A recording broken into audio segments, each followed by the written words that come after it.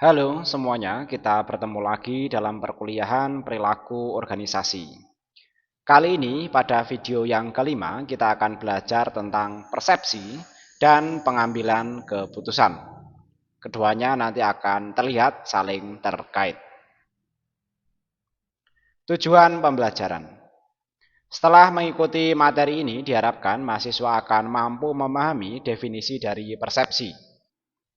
Yang kedua, mahasiswa diharapkan juga akan mampu memahami tentang faktor-faktor yang mempengaruhi persepsi. Kemudian yang ketiga, mahasiswa diharapkan juga akan mampu memahami semua penjelasan tentang model-model pengambilan keputusan. Yang keempat, mahasiswa akan mampu memahami tentang tahapan pengambilan keputusan, ya.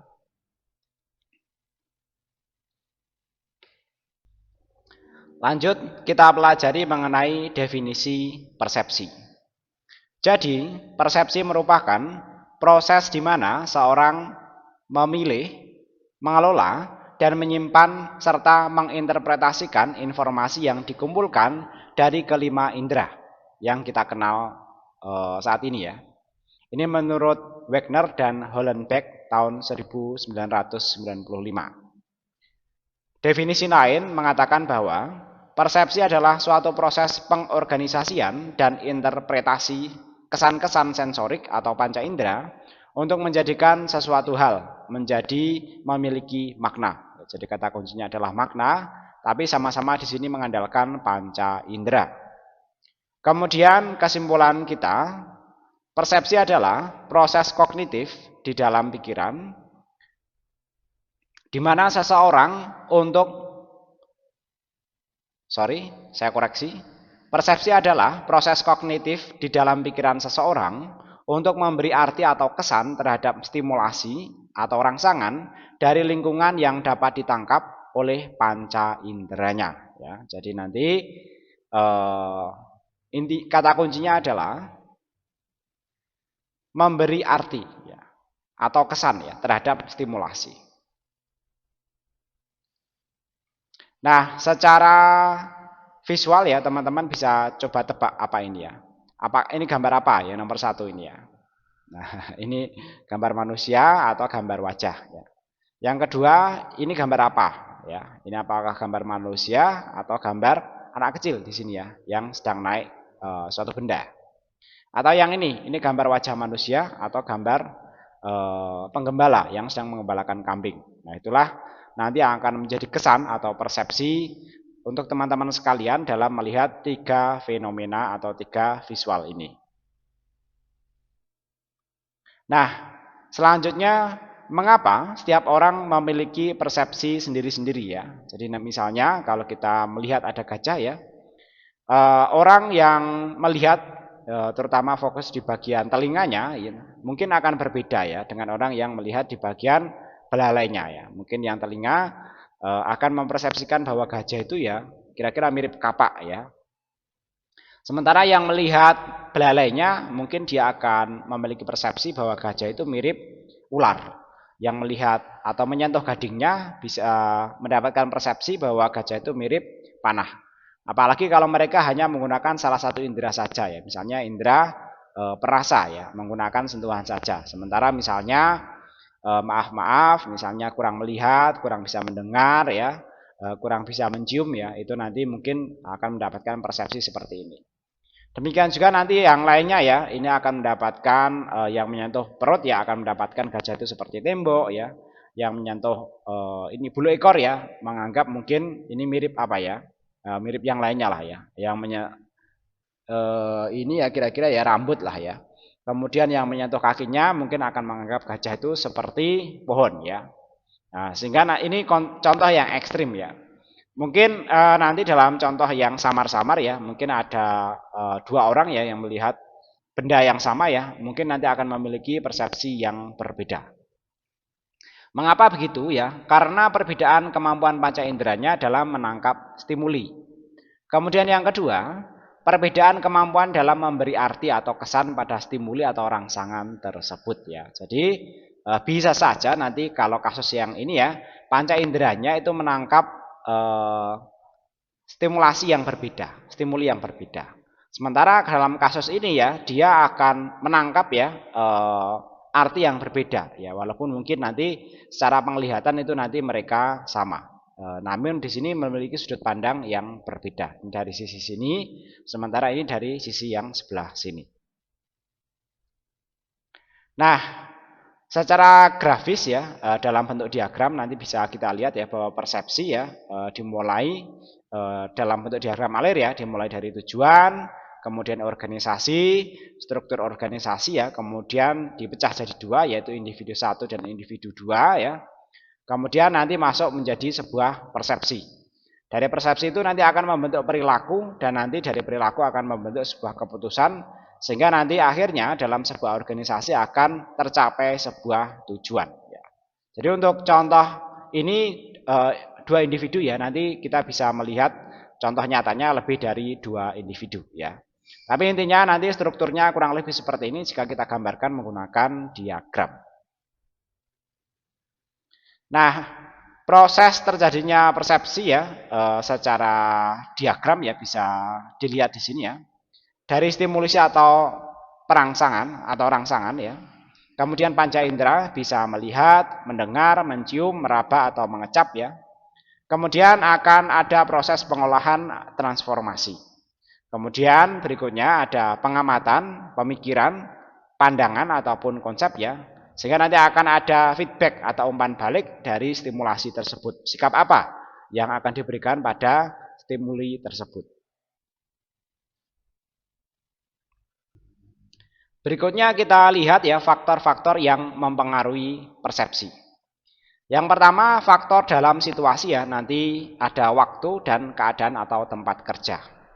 Kemudian ada faktor dalam persepsi ya, pemersepsi. Jadi orang yang akan memberikan persepsi itu nanti juga ada faktor yang mempengaruhinya seperti sikap, motif, kepentingan, pengalaman, pengharapan dan lainnya. Adapun faktor lainnya pada target ya, nanti bisa saja targetnya yang akan diberikan persepsi ya. Itu misalnya berubah ya sepanjang waktu atau dia bergerak atau dia akan mengeluarkan bunyi ya sehingga nanti mempengaruhi sudut pandangnya. Kemudian ukurannya ya bisa mempengaruhi juga sehingga nanti mempengaruhi batas pandangnya atau batas penglihatannya. Kemudian latar belakangnya serta kedekatannya. Ini menurut Stephen P. Robbins. Faktor-faktor yang mempengaruhi terjadinya persepsi yaitu yang pertama adalah faktor pada target. Ya, ini dijelaskan lebih lanjut. Seperti penampilan objek, cara berkomunikasi objek ya, baik itu orang ataupun nanti misalnya yang lainnya ya, hewan dan lain sebagainya pada orang yang dipersepsi. Kemudian status seseorang akan menentukan persepsi orang lain. Yang kedua faktor pada pemersepsi. Nah, konsep diri seseorang, kompleksitas kognitif, pengalaman, emosi, adanya harapan tertentu nanti juga akan mempengaruhi terhadap persepsi yang terbentuk. Yang ketiga adalah faktor dalam situasi. Adalah apa yang sedang berkembang menjadi isu, menjadi topik pembicaraan dan apa yang sedang terjadi di kalangan masyarakat itu nanti juga akan mempengaruhi persepsi yang terbentuk. Nah, selanjutnya kita pelajari mengenai teori atribusi. Teori atribusi adalah ketika individu-individu mengamati perilaku orang lain. Mereka berupaya menentukan apakah perilaku tersebut disebabkan oleh faktor internal atau faktor eksternal. Faktor internal, perilaku berada di bawah kendali orang itu. Sementara faktor eksternal, perilaku disebabkan oleh faktor-faktor lain di luar orang tersebut. Persepsi manusia dan teori hubungan ya. Jadi nanti dimulai dari observasi, kemudian interpretasi, kemudian hubungan sebab akibat ya. Nanti ada distinctiveness atau kekhususan. Apakah orang ini menunjukkan perilaku berbeda dalam situasi berbeda ya, nanti bisa high atau low ya. Kalau low itu nanti eksternal, kalau high itu nanti internal. Kemudian konsistensi. Apakah orang ini selalu berespon dalam acara yang sama ya. Kalau low itu eksternal, kalau high itu nanti internal. Kemudian konsensus. Apakah orang yang menghadapi situasi yang sama juga bersikap seperti itu ya? Kalau high itu nanti eksternal, kalau low itu eksternal, kalau high itu nanti internal. Itu nanti bisa menjadi keputusan ya yang menghubungkan antara sebab akibat dari proses observasi atau pengamatan. Selanjutnya kesalahan atau bias teori hubungan. Yang pertama, kesalahan hubungan yang fundamental atau fundamental attribution error. Kesalahan yang dilakukan, saya koreksi ya. Kesalahan yang diakibatkan tingginya kecenderungan untuk merendahkan faktor eksternal dan meninggikan faktor internal atau pribadi dalam menilai orang lain. Contohnya, seorang mahasiswa ingin mendaftar wisuda di bagian akademik kampus dengan serba tergesa-gesa, tetapi masih banyak persyaratan yang belum lengkap, sehingga membuat petugas marah. Maka orang yang akan menilai bahwa petugas adalah orang yang pemarah, tidak sabar, dan sebagainya, orang tersebut hanya menilai faktor internalnya saja. Padahal bisa saja itu didorong oleh faktor situasional atau faktor eksternal ya. Jadi misalnya dari pendaftarnya tersebut yang kurang teliti ya, ataupun situasinya yang mungkin pendaftarnya banyak dan harus sesuai targetnya sehingga nanti petugasnya menjadi istilahnya panik dan lain sebagainya.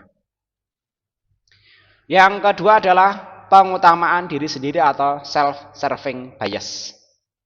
Setiap orang cenderung untuk membenarkan diri sendiri dan menyalahkan orang lain. Bila orang mengalami keberuntungan, maka orang yang akan mengatakan itu disebabkan faktor internal.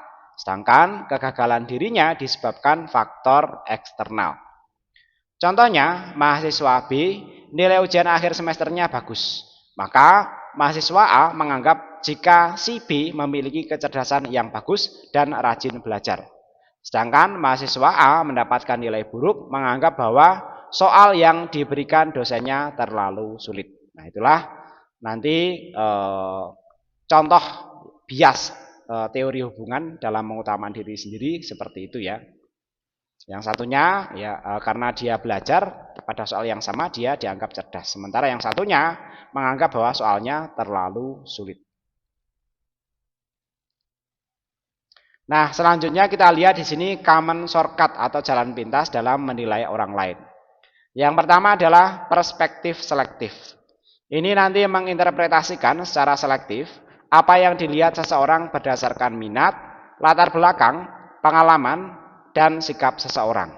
Contohnya, manajer yang mengkritisi keadaan perusahaan sesuai dengan bidangnya saja. Kemudian yang kedua, efek halo, yaitu membuat kesan umum tentang seorang individu berdasarkan sebuah karakteristik seperti kepandaian, keramahan, atau penampilan.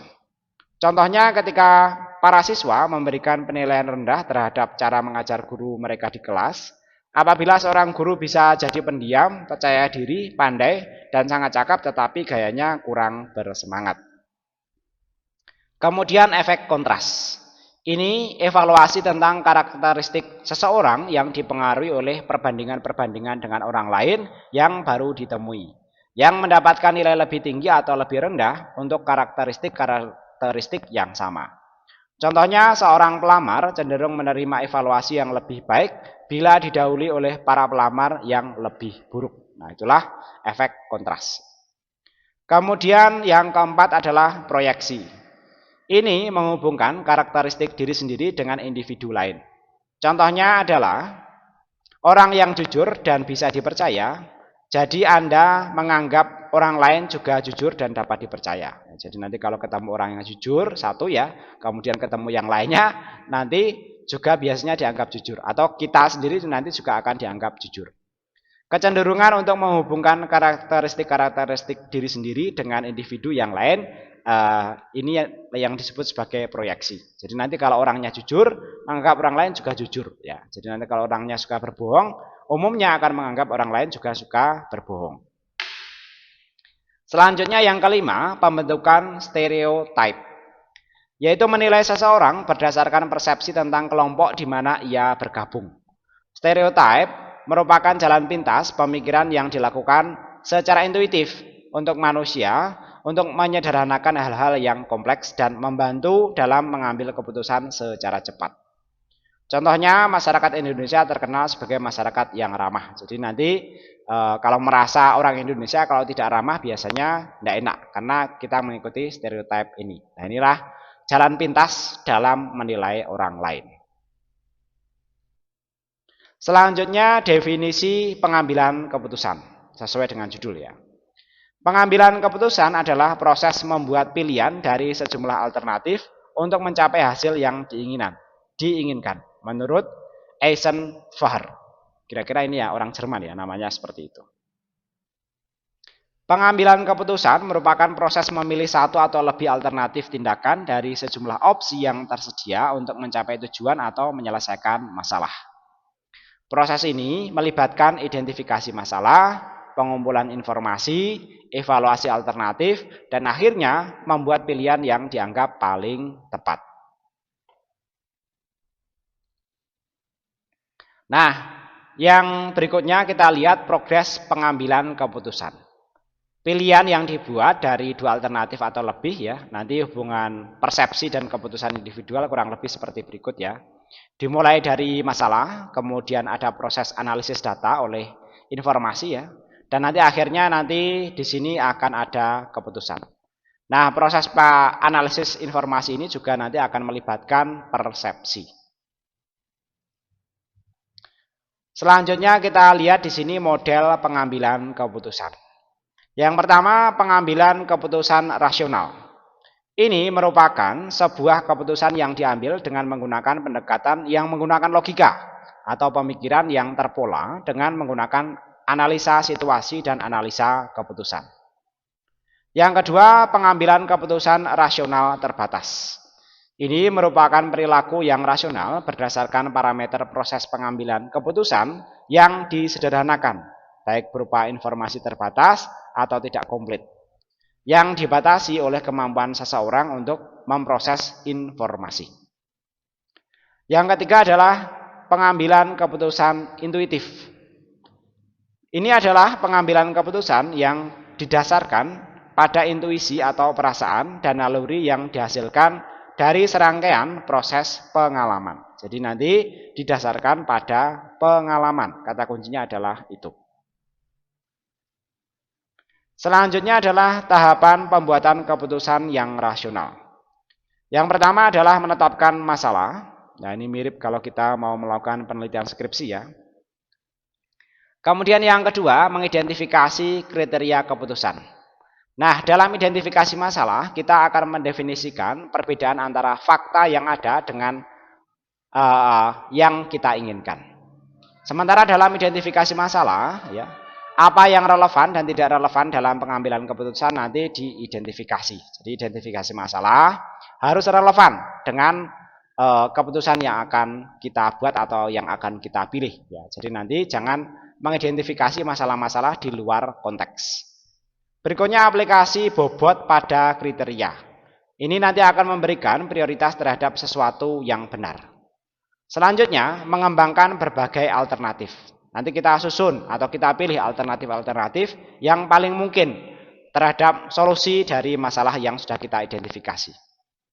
Selanjutnya adalah evaluasi alternatif tersebut. Jadi alternatif yang kita susun nanti perlu dievaluasi untuk melakukan analisis dan evaluasi terhadap kekuatan dan kelemahannya ya. Dan yang terakhir nanti kita pilih alternatif yang terbaik ya, sehingga nanti diharapkan ya keputusannya akan menjadi keputusan yang terbaik yang paling menyelesaikan masalah. Hal penting yang perlu diperhatikan dalam pengambilan keputusan adalah yang pertama adalah analisis situasi, yaitu menyesuaikan gaya keputusan dengan budaya nasional dan budaya organisasi di mana kita bekerja. Yang kedua adalah beware of bias, bahwa semua keputusan yang kita buat akan terdapat biasnya. Yang ketiga, combine rational analysis with intuition, yaitu dengan menggunakan keduanya, rasional dan intuisi, kita benar-benar dapat meningkatkan efektivitas pengambilan keputusan. Kemudian yang keempat, specific decision style for specific job, yaitu menyelaraskan gaya keputusan kita dengan persyaratan pekerjaan yang akan meningkatkan efektivitas pengambilan keputusan yang kita lakukan. Yang kelima adalah be kreatif ya. Jadi nanti dalam pengambilan keputusan tentu perlu adanya kreatif, terutama ketika nanti kita menyusun alternatif-alternatif solusi yang akan kita putuskan nantinya. Jadilah pengambil keputusan yang kreatif. Ketika dalam putusan ya, hal-hal yang perlu diperhatikan, yang pertama utilitarian, yaitu memberikan kebaikan yang terbesar untuk jumlah yang terbesar atau pemanfaatan di sini ya. Yang kedua adalah menekankan pada hak, yaitu menghormati dan melindungi hak dasar individu. Yang ketiga yaitu menekankan pada keadilan, yaitu memberlakukan dan memperkuat aturan-aturan secara adil dan tidak memihak. Baik, dari pembelajaran tentang persepsi dan pengambilan keputusan, kita dapat membuat sejumlah kesimpulan. Yang pertama, soal persepsi. Bahwa persepsi adalah proses kognitif di dalam pikiran, tentu dalam pikiran seseorang ya, untuk memberikan arti atau kesan terhadap stimuli atau rangsangan dari lingkungan yang dapat ditangkap oleh panca inderanya. Yang kedua adalah pengambilan keputusan. Ini adalah proses membuat pilihan dari sejumlah alternatif untuk mencapai hasil yang diinginkan. Demikian pembelajaran kita kali ini, yaitu tentang persepsi dan pengambilan keputusan. Mudah-mudahan apa yang saya sampaikan dapat dipahami dan bermanfaat ke depannya. Demikian pembelajaran kita kali ini. Sampai ketemu lagi pada video pembelajaran berikutnya. Terima kasih.